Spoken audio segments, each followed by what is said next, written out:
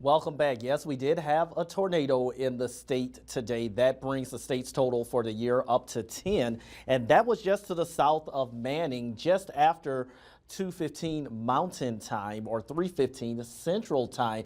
That same tornado was able to be seen well to the north of Dickinson. This is that same tornado and confirmation of that. And also there was a funnel cloud from the severe thunderstorms that pushed through Tioga. This is northwest of town. Brandon Gilbert submitting this photo and Keeley submitting this photo of some of that large hail with that severe thunderstorm that passed through Ross, North Dakota in Mountrail County. That storm is still severe right now. It's gradually going to exit Mountrail County, pushing into far west central parts of Ward County, but a severe thunderstorm warning does continue until 6:30. So residents in Partial, you're next. Also started to see a few storms develop in and around Berthel, and watch that as it makes its way eastward along Highway 2. So Ross, Stanley, the worst is over for you, but residents in Plaza need to remain weather aware. Here's that storm that had the history of producing golf ball, if not larger size hail, and is pushing closer to town. So be in your safe spot now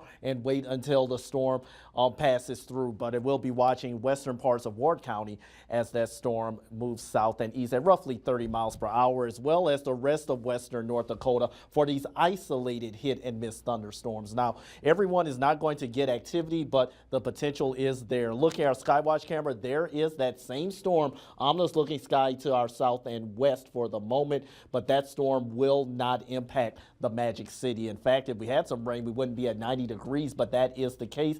Unfortunately, the Stanley radar and observation system is down, likely because of those severe storms that push through. Let's take a look at the forecast through the weekend. So we will have a potential for some rain tonight, maybe a couple of strong thunderstorms. The model kind of overdoing it, but this kind of gives you an idea of when our window of opportunity in Minot is going to be, and that's going to be, let's say, for the next couple of hours for any type of activity. Tomorrow morning looking great, still hot and humid for the afternoon and evening, but we'll have to watch things for tomorrow evening and tomorrow night for the potential for maybe some scattered strong to severe storms across the Peace Garden state. That's mainly going to be an evening and overnight thing, so we'll be monitoring that for updates, as well as another potential for a few hit and miss showers and storms for Sunday. So let's talk about Saturday. Likely isolated for the Turtle Mountains, maybe a few scattered strong to severe storms for Minot late tomorrow afternoon, the evening, and the early overnight hours. But notice this includes much of the state. No tornado threat. Thankfully, a few funnel clouds can't be ruled out, but the main concerns are going to be 70+ mile per hour wind gusts, the potential for maybe some golf ball size hail, low for Minot, but the potential is still there. So that's something we'll have to be watching over the coming hours. But for tonight, we are going to have lows mostly in the 60s, rain chances gradually ending, especially after midnight.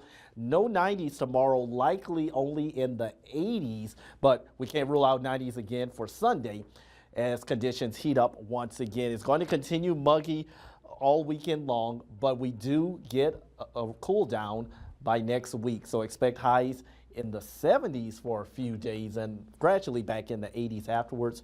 Morning lows in the 50s next week. All right, thank you, Henry.